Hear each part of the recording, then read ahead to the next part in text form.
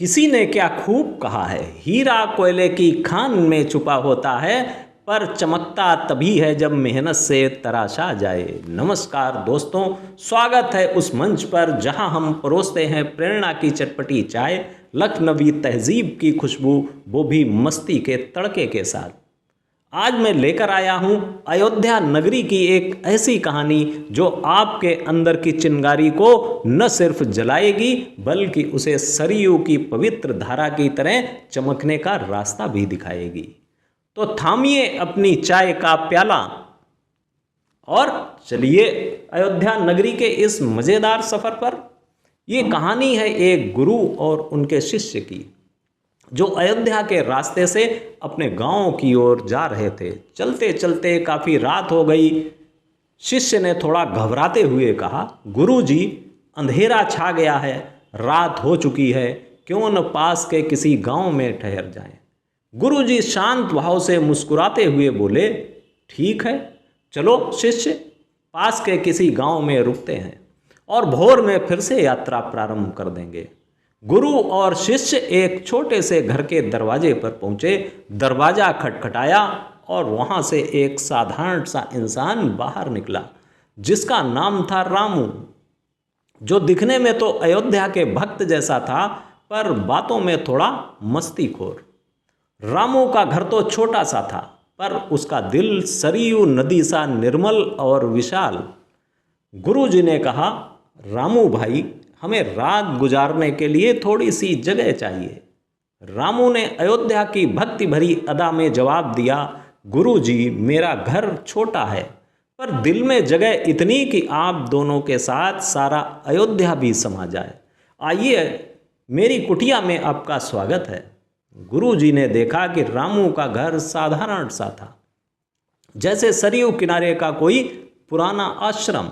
उन्होंने पूछा, रामू, आप क्या काम करते हैं? रामू ने हंसते हुए कहा, गुरुजी, मेरे पास ढेर सारी ज़मीनें हैं, पर लोग कहते हैं कि वो बंजर हैं, ठीक मेरी किस्मत की तरह। बस एक भैंस है, वही मेरे परिवार की पालनहार है। दूध निकालकर सरयू किनारे बेचता हूँ और उसी से परिवार का गुजारा चल जाता है। गुरुजी ने सोचा, इतनी ज़मीनें और रामू फिर भी इस हाल में। खैर, रामू ने प्रेम से दोनों को दाल रोटी और एक गिलास गर्मा गर्म दूध पिलाया। उन दोनों के आंगन में बिस्तर लगाते हुए रामू ने कहा, गुरुजी, अब आप विश्राम कीजिए, सुबह आपसे फिर भेंट होगी। गुरु और शिष्य काफी थके हुए थे। बिस्तर पर लेटते ही उन्हें नींद आ गई और सो गए।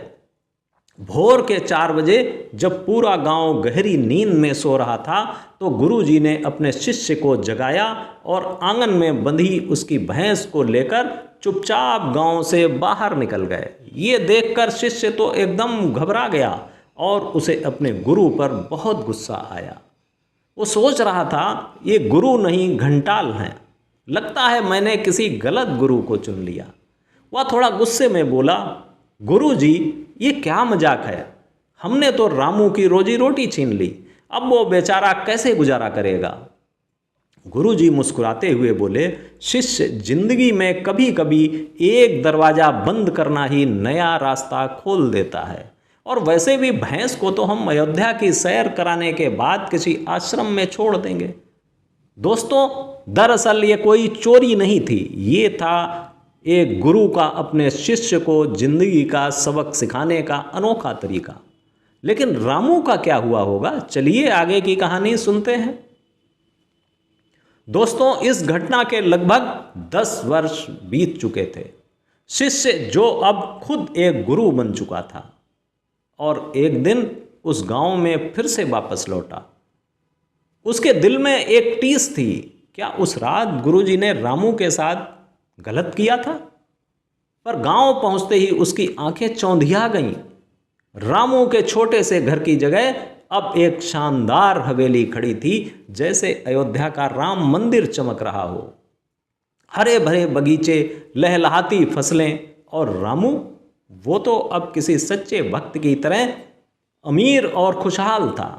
रामू ने शिष्य को देखते ही पहचान लिया और मजाक में बोला, अरे गुरुजी के शिष्य साहब, उस रात मेरी भैंस को अयोध्या की सैर कराने का आइडिया किसका था? आप गए और मेरी भैंस भी गायब। फिर ठहाका मारकर कहा, उस रात भैंस गई तो मेरी रोजी रोटी ही छिन गई। मैंने सोचा अब तो कुछ करना ही होगा, वरना सरयू किनारे भजन गाते गाते जिंदगी निकल जाएगी। मैंने अपनी बंजर जमीन पर मेहनत शुरू की, नए जमाने की खेती सीखी, पानी का इंतजाम किया और आज मेरी जमीन सोना उगल रही है, जैसे अयोध्या में राम भक्ति की रोशनी। शिष्य की आंखों में आंसू आ गए और बोला, रामू भाई मुझे माफ कर दीजिए। रामू ने हंसते हुए कहा, नहीं गुरु, आपने तो मेरे अंदर का टैलेंट जगा दिया। अगर वो भैंस न जाती तो मैं आज भी वही पुराना रामू होता, सरयू के किनारे अपनी भैंस के पीछे पीछे भटकता हुआ। दोस्तों ध्यान रखिए, हीरा कोयले की खान में छुपा होता है, पर चमकता तभी है जब मेहनत से तराशा जाए। जैसे रामू ने अपनी बंजर जमीन को मेहनत से सोना बनाया, वैसे ही अपने अंदर छुपे टैलेंट को मेहनत और विश्वास से चमकाइए। हर इंसान में एक हीरा है, बस उसे तराशने का हौसला चाहिए। तो अपने अंदर के हुनर को खोजिए और अपनी कहानी खुद लिखिए, वरना आप भी किसी भैंस के पीछे भटकते रहेंगे और अपने अंदर छुपे हीरे को कभी नहीं पहचान पाएंगे।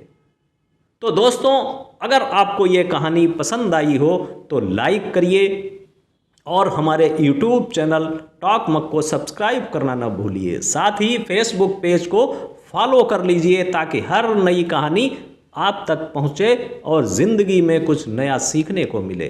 अगले वीडियो में फिर मिलेंगे, जहां आपको मिलेगा फन विद प्रेरणा का नया तड़का। तब तक अपना स्वैग ऑन रखिए, मोटिवेशन हाई, बने रहिए बिंदास और हमारा हर वीडियो देखिए परिवार के साथ। तो दोस्तों, चाय का प्याला गर्म रखिए, अपने टैलेंट को चमकाइए और ज़िंदगी में धमाल मचाइए। शुक्रिया जनाब, थैंक यू, नमस्कार।